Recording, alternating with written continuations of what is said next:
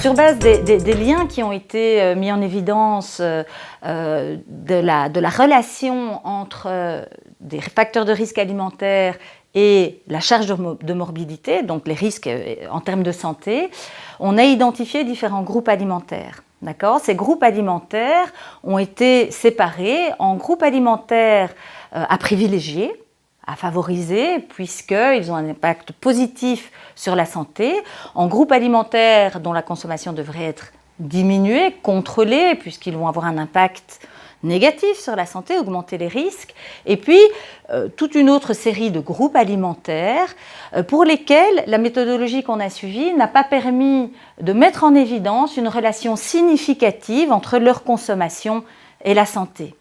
Je vais citer quelques exemples de groupes alimentaires avec une relation positive. Il s'agit des céréales complètes, des fruits, des légumes, des poissons et des fruits de mer, des fruits oléagineux, des légumineuses.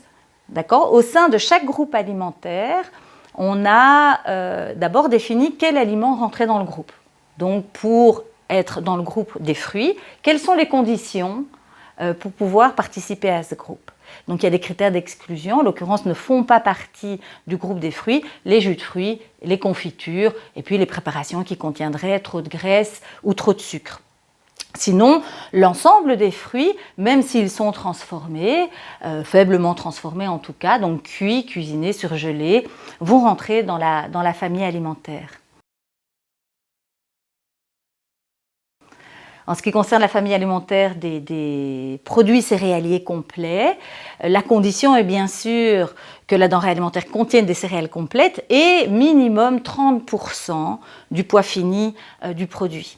C'est difficile de savoir exactement quelle est la quantité de céréales complètes qu'on retrouve dans un produit quand on l'achète. On achète un pain foncé, multicéréales, complet, intégral. Quel est le pourcentage de farine complète qui rentre réellement dans la composition du pain? Donc on a mis un critère, que ce soit pour le pain, pour les céréales petit déjeuner ou pour d'autres produits transformés, on a mis ce critère minimal de base pour être sûr que le produit apporte vraiment une quantité significative de céréales complètes et pas trop de sucre ni de matières grasses.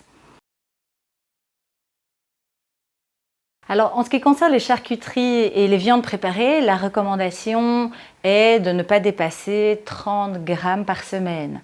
En Belgique, en fait, nous en consommons beaucoup. Nous consommons plus de 80 grammes en moyenne par jour de charcuterie et de viande préparée. Donc, j'insiste sur le fait que les viandes préparées, c'est toutes les préparations de viande auxquelles on a ajouté du sel, des additifs, de la matière grasse, etc. C'est pas sous forme de viande qu'on pêche, mais c'est bien sous forme de viande préparée.